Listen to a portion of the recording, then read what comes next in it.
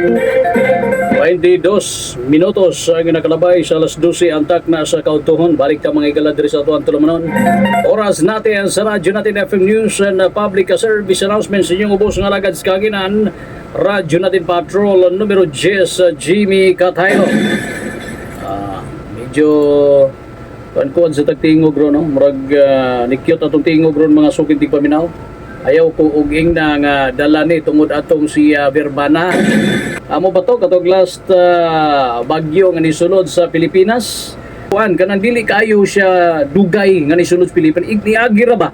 Pero bahagi hapon sa ubang lugar no, dili hapon maayo. Wala magyud maayong panahon. Wala magyud dautan nga panahon mga higala nga makaayo. Ngadto sa katawhan og makaayo mga higala sa mga lugar nga naigo kay kasagaran magbilin ginag tubig.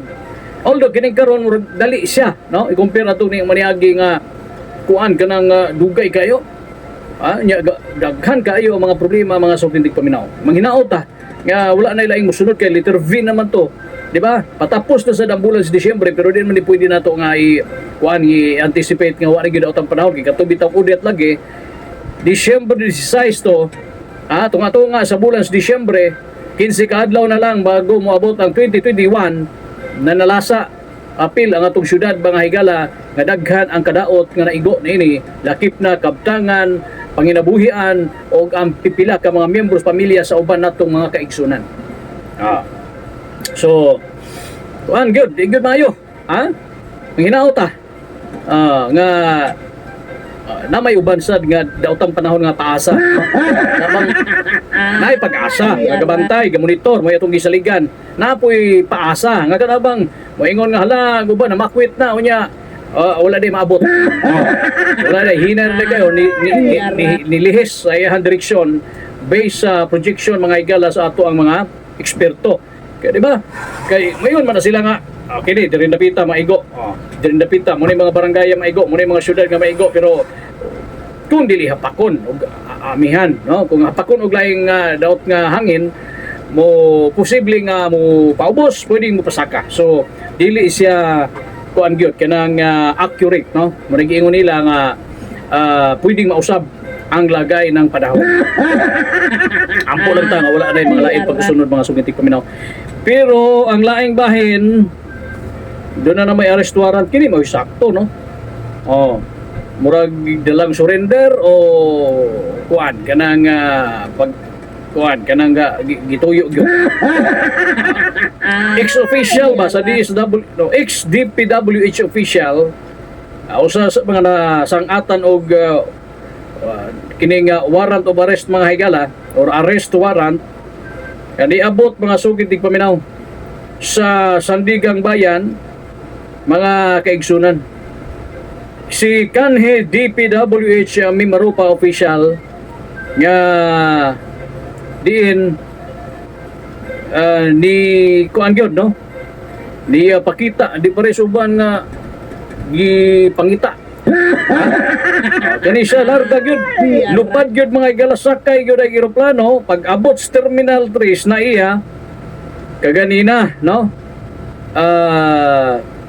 iserve sad gisugat sad sa atong mga kapulisan no PNP, CIDG og ABSI group no pag lapag didto sa naiya mga higala pizza 26 karong adlaw so kaganina kini no doon ay kalibitan sa 16 ka mga napasanginlan 16 ka mga napasanginlan ka mga akusado pa man sila sa pagkakaroon kay mo man na demokrasya man ta samtang wala pay kuan hukom gikan sa husgado nga guilty tanan nga mga kuan sinumbong mao na sila ang magapabilin nga inosente okay magapabilin nga inosente antod ug unsay desisyon duha ra man na no so part ni siya sa 289 milyong gitawag og substandard matud pa nila no aligasyon matud paspasangil nga part sa 289 milyong substandard flood control scam didto sa Oriental Mindoro mga higala o apil na nini si ako Bicol Representative Zaldi ko. Okay? So, di ano, mas maayo, pakita ang gimutanan. Kamo mga napasangin lang din ha, nga nangawkaw sa kaban ng bayan, patubang agad ninyo para malimpyo ang inyong mga pangalan. Kung wala mo'y kalambigitan niya na, o doon na mo'y idea, kinsa ang ulo-ulos kamalo, isulti na ninyo. Ipagsasabi ninyo, sabihin nyo, ituro nyo kung sinong may pakana ng lahat kung totoo naman ito. Siyempre, kita man na, kita man na pag-audit mga igala. Kita man na pag kini gitawag og ocular inspection. Pagpunta natin, di ba si President Marcos mismo nihimo ana pag-abot niya dito, ang laking gulat niya eh. Talagang gulat na gulat ang presidente. Abay, saan ba ito? Abay, pagdating ko dito wala ito eh. Saan kaya ang mga flood control na ito? Di ba? Siyempre nakakagulat. Magulat talaga. Kay wala man ang uban. Unya og dunay makita ang mga higala based sa ilaha nga pananaw, kay sila may naa didto substandard gyud mo bitaw nga naungol, nagama gyud mga higala kining kaso. Kay pila man to sila kabuok? 17. Murag 17 itong pagawas mga higala nga napailag kaso based sa ato ang information nga nakuha. So again, dili pa man gyud ni siya ingon nga final kay atubangon pa man to silang diskaya. At tubangon pa no? O ang ato lang nga mulutaw ang kamaturan. Huwag kayong pumayag na kay lang. Tapos yung mga nasa itaas, kung sino man yung may mas nakakaalam, sino man yung utak sa lahat ay na nagiging sitting pretty. At na tumatawa pa dahil absuelto or wala, hindi sila naisama sa listahan ng kinakasuhan. No? Ato ni tanawon. O unsay dugang kuan ni at least makita sa kinabag-ang katawhan sa Pilipinas nga doon nagyudi ay balaod o ni tuyok gyud ang ligid sa ato ang hustisya. Ang justice system sa Pilipinas napagyudi ay dili tong wala na ang balaod sa Pilipinas para sa mga pobre. Tong ginakita mga higala kakasagaran sa mapriso bisag way sala.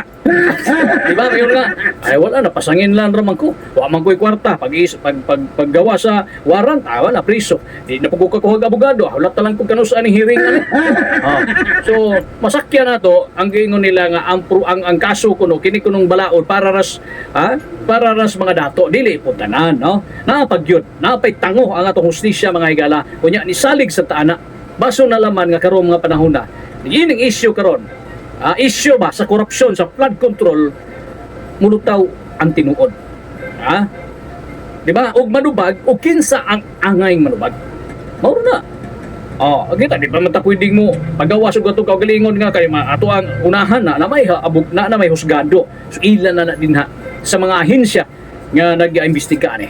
Kay lain magmaguna-una ta. Ay man na mahimo man yata magmarites or gamarisol mga higala unsa pang klase din Di ba? Samtang sa laing bahin nakaluluoy paminawon nga makaingon ka nga ang tawag gyud ay bastag maipit ang ipit kapag ang tao ay naipit at nasukol na wala nang ibang mapupuntahan ay kikitil ng buhay na kapwa-tao. Unsa man di motibo adto? Katong pagpusil mga higala patay sa usa ka barangay captain mga sukintig paminaw dito sa Digos. Alangan naman friendly crime? Di ba? Brutal man to ang klase. Unang-una, wala kadipinsa ang kapitan. Gipusil ag diretso mga higala. So, personal o unsa ang motibo mga higala.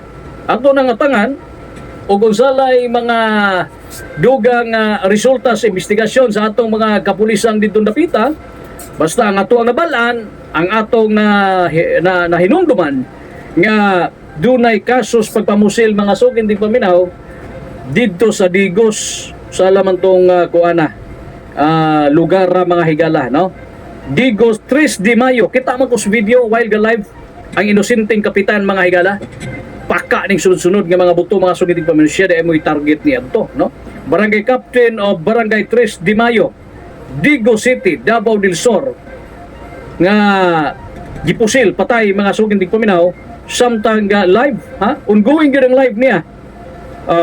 Kagabi abi na ko tug adlaw. Pakita na to sa report mga igalas. Uy, gabi na ito. Abi man ako adlaw kana bang medyo kay murag banag-banag man to. Abi na ko kadlawon buntag-buntag na. No, based ato nakita. Nailhan ng kapitan mga higala nga usa ka Oscar Ordodong Bukol Jr. No, alas 9 sa kagabion, nga fatally kuan gyud no?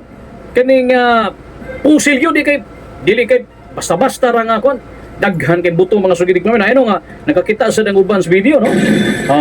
O niya unsa man sulod mismo mga sugidik paminaw diha sa iyahang Pinoy-anan naagyod sa premises mga higala sa iyahang Pinoy-anan nga murag grahi man to no, grahi mga sugidik paminaw. Kaya ito nakita ganito sa video doon na to ini-post murag taga dito to nga naa ang mga pulis dito. Yan ang to'y laki nga isug sa kayo nga kung ano nakakita ba mo ana. Part pamilya to. So part na no sa reaksyon nila sa panghitabo mga kaigsunan. Ang provincial office sa Davao del Sur may paabot sa ilahang pamahayag mga igala nya doon na nagiumol nga special investigation task force kaning CTG mga igala para pag-focus nining panghitabo nga himuon ang investigasyon mga sukig tigpaminaw. Samtang ang provincial office sa Davao del Sur ang kusganon kini nga mikondina mga igala nining brutal nga pagpamusil ngadto sa naisgutan nga kapitan. Daghan man ni silang makita diha, daghan ning anggulo nga tan-awon no, daghan ni silang subayon ang ato mga kapulisan mga sugintig paminaw ngano si kinsa og unsa no, kinsa ang gasugo, kinsa ang gapusil, maabot ang panahon nga mabalaan ra unya ni. So magmuna itong giingon kaganina nga ang tawag gyud ay basta wala gyud na maipit na no, sukol na wala na talagang dalawang isip na gumawa ng hindi kaaya-aya, gumawa ng masama, gumawa ng paraan aron nga wala ang iyang gikalagutan. Hindi na no, kay wa pa man kabalo ang kapulisan dito sa lugar, wadayon pa man silang investigasyon mga higala. So diri na unya nato makuha unya og unsa lay mga dugang pang rason no human sa ilang investigasyon dito, either unsa ang motibo nining tanan, unsay ang gulo nining tanan mga higala. So ang ato ra si kapitan kay kita man sa ni viral man gud ni karon no, kuan din ni mura siya kuan gyud no kanang mga komentaryo gyud no dito sa ilang lugar. So ang ato nya malinawon no o niya condolence sa kinatibuk ang pamilya og magmalinawon unta no si kapitan og manubag og si kinsa man ang nagbuhat sa ingon mga suking tigpaminaw. 38 minutos sa nakalabay sa alas 12. Bye-bye.